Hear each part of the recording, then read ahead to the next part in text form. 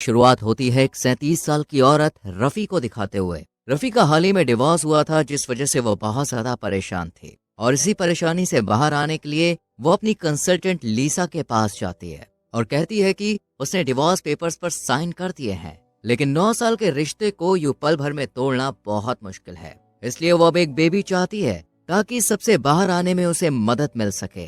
लेकिन लीसा रफ़ी से कहती है कि यह बेबी के लिए राइट टाइम नहीं है, क्योंकि तुमने अभी तक बहुत कुछ सहा है, इसलिए पहले तुम्हें खुद को संभालना चाहिए और फिर बेबी के बारे में सोचना चाहिए। वहीं दूसरी तरफ हम एक 26 साल के नौजवान लड़के डेविड को देखते हैं, जो बाय प्रोफेशन एक पेंटर था, लेकिन फिलहाल अपने दोस्त के साथ उसकी गर्लफ्रेंड के घर जा रहा था, क्योंकि उसने डेविड के दोस्त को चीट किया था। इसलिए ये लोग उस लड़की के घर जाते हैं और उसके मुंह पर केक मारकर भागने लगते हैं। इतने में यहाँ लड़की का बॉयफ्रेंड घर से बाहर आकर इनके पीछे पड़ जाता है, लेकिन ये दोनों जैसे तैसे करके यहाँ से भाग जाते हैं। शाम को मूवी देखने के दौरान डेविड और रफ़ी के कुछ दोस्त इन दोनों को आपस में इंट्रोड्यूस करवाते हैं और यहाँ हमें पता चलता है कि डेविड की एक गर्लफ्रेंड भी है। लेकिन रफ़ी से मिलने के बाद डेविड तो बस उसी के बारे में सोचा जा रहा था। उसे घर पहुंचकर भी बार बार रफ़ी की याद आ रही थी, इसलिए वो फाइनली रफ़ी को फोन करता है, लेकिन नर्वस होकर काट देता है। लेकिन अगली बार वो रफ़ी को डिनर के लिए पूछता है और रफ़ी भी मान जाती है। इसके बाद डेविड रफ़ी को लेने उसके अपार्टमेंट में जाता है और दोनों डिनर पर खूब सारी बातें करते हैं। यहाँ डेविड बताता है कि वो अपनी गर्लफ्रेंड के साथ खुश नहीं है। तभी रफ़ी भी अपने बारे में उसे काफी कुछ बताती है और इसके बाद ये लोग एक स्टोर में जाते हैं, जहाँ रफ़ी कहती है कि उसकी और डेविड की उम्र में 14 साल का अंतर है। इस तरह दोनों काफी अच्छा समय एक दूसरे के साथ गुजारते हैं। अगले दिन रफ़ी ये सब कुछ लीसा को बताती है और वो कहती है कि बहुत टाइम बाद उसे इतना अच्छा फील हुआ। उन दोनों ने पार्क में बैठकर एक दूसरे की फैमिली के बारे में ढेर सारी बातें की और साथ ही एक दूसरे को किस भी किया। ये सुनकर लीसा बहुत खुश होती है, क्योंकि उसने बहुत समय के बाद रफ़ी को इतना खुश देखा था। इसलिए वो रफ़ी को इस रिलेशनशिप में आगे बढ़ने के लिए कहती है। इसके बाद हम डेविड को देखते हैं, जो अपने पेरेंट्स से मिलने आया था। डेविड की मदर असल में कोई और नहीं बल्कि लीसा ही थी, लेकिन लीसा को अभी तक ये नहीं पता था कि रफ़ी किसी और को नहीं बल्कि डेविड को ही डेट कर रही है। वही डेविड और रफ़ी की मुलाकातें अब बढ़ने लगी थी। अब डेविड रफ़ी के घर जाता है और दोनों सारी हदें पार कर देते हैं और एक दूसरे पर टूट पड़ते हैं। वहीं अब ऐसा लगभग हर मीटिंग पे होने लगा था। दोनों अलग अलग जगहों पर जाकर एक दूसरे के साथ हैंग आउट करते थे। डेविड इस बारे में अपने दोस्त को भी बताता है कि उसे रफ़ी के साथ काफी स्पेशल फील होता है, कुछ ऐसा जो आज से पहले कभी नहीं हुआ। इधर रफ़ी भी लीसा को अपने और डेविड के बारे में और डीप में बताने लगती है और इस बार रफ़ी की बातों से लीसा समझ जाती है कि रफ़ी किसी और को नहीं बल्कि उसके ही बेटे को डेट कर रही है। इसलिए रफ़ी के जाते ही वो एक लंबी सांस लेती है और अपनी थेरेपिस्ट से इस बारे में बात करती है, लेकिन थेरेपिस्ट उसे ज्यादा ना सोचने के लिए कहती है, क्योंकि लीसा और डेविड की उम्र में काफी अंतर था। इसलिए वो कहती है कि इनका रिश्ता ज्यादा लंबे समय तक नहीं चल पाएगा। लेकिन लीसा इस बात से परेशान थी कि उसका बेटा एक नॉन ज्यूइश लड़की को डेट कर रहा है। वहीं डेविड रफ़ी को अपनी पेंटिंग्स दिखाता है और फिर दोनों साथ में डिनर करते हैं। अगले दिन रफ़ी डेविड को देखने के लिए स्पोर्ट्स ग्राउंड में जाती है, जहाँ डेविड अपने दोस्तों के साथ बास्केटबॉल खेल रहा था। रफ़ी एक बार फिर लीसा के पास सेशन के लिए आती है और उससे अपने और डेविड के बारे में और गहरी जानकारी देने लगती है। रफ़ी बताती है कि डेविड के लिए अब वो सीरियस होने लगी और वो चाहती है कि अपने घर के हर एक कोने में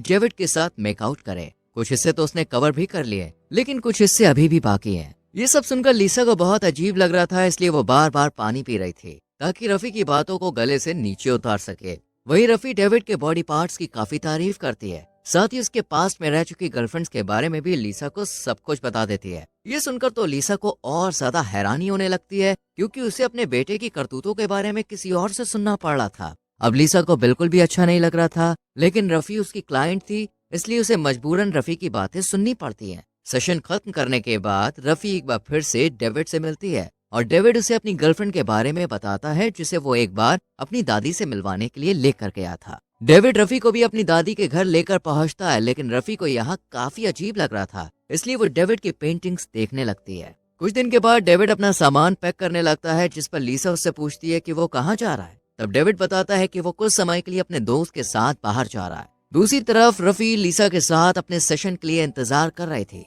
लीसा जब यहाँ पहुंचती है तो रफ़ी बताती है कि वो अपने बॉयफ्रेंड यानी डेविड के साथ कुछ समय के लिए बाहर जा रही है। यानी डेविड अपने दोस्त के साथ नहीं बल्कि रफ़ी के साथ जाने वाला था। ये समझते ही लीसा को बहुत बुरा लगता है और वो डेविड को रोकना चाहती है, लेकिन वो ऐसा नहीं करती और डेविड रफ़ी के साथ एक स्पेशल जगह पर पहुंच जाता है और कमरे में पहुंचते ही ये दोनों फिर से एक दूसरे के करीब आ जाते हैं और अपना प्यार जताते हैं। कुछ दिनों तक तो सब कुछ ठीक चलता है, लेकिन फिर धीरे धीरे दोनों के बीच का रिश्ता और सिचुएशन दोनों ही वर्स्ट होने लगती है, क्योंकि रफी को डेविड की आदतें पसंद नहीं आ रही थी। जैसे कि डेविड कई बार पूरा पूरा दिन बस वीडियो गेम ही खेलता रहता था, जबकि रफी उसके साथ कुछ प्यारा वक्त गुजारना चाहती थी। अब रफी अपने दोस्तों से भी डेविड की बुराई करना शुरू कर देती है। जैसे कि वो बताती है कि डेविड में अब भी बचपना है, उसके पास कोई जॉब भी नहीं है और उसकी पेंटिंग्स भी कोई नहीं खरीदता है। कुछ समय बाद लीसा अपने हस्बैंड के साथ एक होटल में पहुंचती है, जहां रफी और डेविड भी एक साथ थे। लीसा इन्हें देखकर अपने पति के साथ छुपने की कोशिश करती है, लेकिन रफी लीसा को देख लेती है, इसलिए वो उससे बात करने लगती है। अब वैसे तो लीसा रफी को आगे सेशन ना देने का मन बना चुकी थी, लेकिन वो जानती थी कि ऐसा करके वो रफी को परेशान कर सकती है और ये गलत भी है, इसलिए वो रफी को आगे भी मिलने के लिए तैयार हो जाती है और बातों ही बातों में बता देती है कि डेविड कोई और नहीं बल्कि उसका बेटा है। ये सुनकर रफी को बहुत गुस्सा आता है और वो लीसा से कहती है कि उसने ये सब पहले क्यों नहीं बताया। रफी को बुरा इसलिए भी लग रहा था क्योंकि उसने लीसा से डेविड के बॉडी पार्ट्स के बारे में भी बातें की थी, जो कि काफी ऑकवर्ड था। रफी इसके बारे में डेविड को भी बताती है, जिस पर डेविड अपनी मदर यानी लीसा की तारीफ करता है, लेकिन अकेले में जाकर फोन पर अपना गुस्सा निकाल देता है। अगले दिन रफी जब काम से घर लौटती है तो देखती है कि डेविड का दोस्त उसके घर में छुपकर बैठा है। ये देखकर रफी को बहुत गुस्सा आ रहा था, इसलिए वो डेविड पर चिल्लाते हुए कहती है कि वो तो कुछ काम भी नहीं करता, घर का बाहर का सारा काम रफी को ही करना पड़ता है। इस पर डेविड भी सफाई देता है कि वो रफी के पति से तो बहुत अच्छा है, क्योंकि उसने कभी रफी को धोखा नहीं दिया। ये सुनकर रफी को और ज्यादा गुस्सा आता है और दोनों के बीच बहस बढ़ने लगती है, जिस वजह से डेविड इस रिश्ते को खत्म करके यहाँ से चला जाता है। लेकिन रात को डिनर पर रफी से माफी मांगता है, बट रफी को इस रिश्ते से ब्रेक चाहिए था, इसलिए वो सब कुछ खत्म करके यहाँ से चली जाती है। दूसरी तरफ लीसा रफी और डेविड के चक्कर में पागल हो रही थी, इसलिए वो अपनी थेरेपिस्ट के पास सेशन लेने के लिए जाती है। दूसरी तरफ डेविड रफी से रिश्ता खत्म होने के बाद काफी मायूस फील करता है और अपनी सभी पेंटिंग्स को बेच देता है और उसे हर पेंटिंग के बदले $1000 मिलते हैं, जिस वजह से वो बहुत खुश होता है और इस मोमेंट को सेलिब्रेट करने के लिए पार्टी करने का प्लान करता है। वो इसके लिए रफी को फोन भी करता है, लेकिन रफी तो जवाब देने को तैयार ही नहीं थी। अब शाम को डेविड अपने दोस्त के साथ क्लब में जाता है, जहां दोनों खूब शराब पीते हैं और डेविड नशे में टुल होकर एक लड़की के साथ पूरी रात गुजारता है। लेकिन सुबह होते ही उसे पता चलता है कि ये लड़की कोई और नहीं बल्कि रफी की ही एक दोस्त है। ये जानकर डेविड को काफी बुरा फील होता है।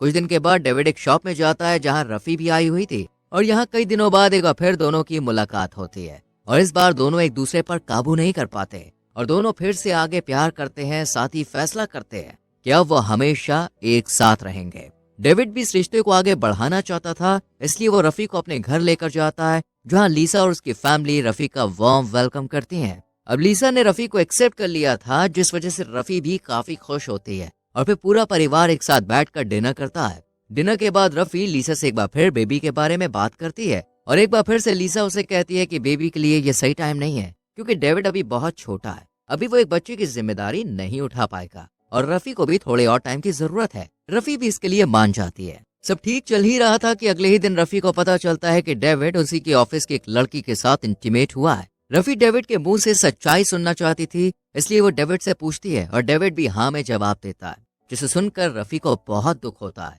क्योंकि डेविड ने भी उसके हस्बैंड की तरह उसे चीट किया था। इसलिए वो इस रिश्ते को खत्म करके यहाँ से चली जाती है। डेविड भी बहुत दुखी था, क्योंकि वो रफी से प्यार करता था और उसे खोना नहीं चाहता था। इसलिए वो अपनी माँ के पास पहुंचता है, लेकिन एक बेटे की तरह नहीं बल्कि क्लाइंट की तरह। वो लीसा से सेशन लेता है और लीसा उसे समझाती है कि अगर उसके लिए रफी ही सबसे इम्पोर्टेंट है तो इस वक्त उसे रफी के साथ होना चाहिए और रफी को मनाने के लिए बेस्ट चॉइस है बेबी, क्योंकि रफी को एक बेबी चाहिए था। डेविड भी ऐसा ही करता है और रफी के घर जाकर उससे माफी मांगता है। रफी डेविड को माफ तो कर देती है, लेकिन उसे समझ में आ चुका था कि डेविड अभी बहुत छोटा है, ये उसकी पढ़ने और करियर बनाने की एज है। इस उम्र में अगर वो बच्चों के चक्कर में फंसा तो उसके लिए अच्छा नहीं होगा। इसलिए वो उसे माफ करने के बाद भी खुद से दूर रहने के लिए कहती है, क्योंकि वो नहीं चाहती थी कि डेविड की लाइफ में कुछ भी बुरा हो। डेविड भी मान जाता है और इसी तरह पूरा 1 साल गुजर जाता है। एक बार फिर से हम डेविड को उसके दोस्त के साथ देखते हैं, जो उसी रेस्टोरेंट में जा रहा था जहां उसकी और रफी की पहली मुलाकात हुई थी। रेस्टोरेंट में अंदर जाते ही डेविड को एक बार फिर से रफी नजर आती है,